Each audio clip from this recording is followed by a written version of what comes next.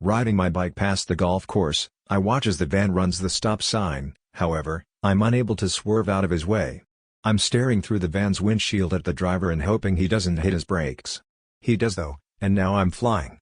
Time seems to slow down, and I feel as if I am watching myself. I am flying through the air like some awkward, flightless bird, yet my visual perspective is from outside of myself, almost like watching a slowed-down movie.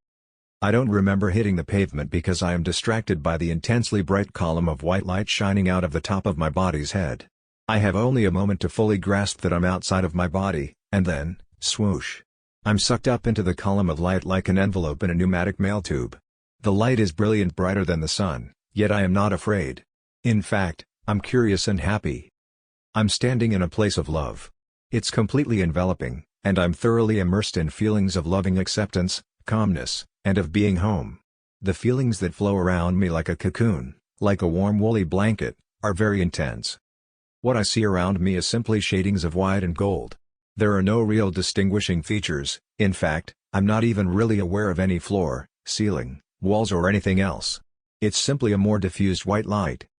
There's a glow of golden light ahead of me in the distance, yet I can't even really determine how far distant, but it doesn't feel very far away. I need and want to get there. But as I take a step forward, a golden being blocks my way. There are no features, just a vague humanoid shape without face or gender. I also become aware of another being, a ball of blue-white light that hovers near my shoulder.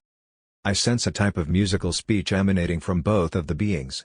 The music is pretty, yet disturbing at the same time, so I try not to listen to what it is saying. Instead, I focus on moving forward toward the glowing horizon and the feelings of acceptance and love that I feel coming stronger coming from there. Now the glowing orb is in front of me, and it lightly touches my forehead. Very distinctly, the singing evolves into words and feelings. The words are, "It's not your time," while the feelings are of sorrow and apology. It's telling me in emotions and music, rather than in words, that something has changed, that my plans must be altered and I can't leave yet. Disappointment fills my very soul. I don't want it to go. I want to stay here. I feel that this is my home. This is where I belong. I want to continue living here where I'm not weighed down by physicality, worries, or anything. I want to be like they are, all light and music. Later, it says, later, we promise. I'm devastated. I don't want to go back. I want to stay in this place of love. No, please, I want to stay. I think back to it. Suddenly, there is a horrible shrieking sound that pierces my head. I'm back in my body, which is lying on the street, and I'm screaming. There are emergency medical technicians and other people hovering around me, and the driver of the van is on his cell phone.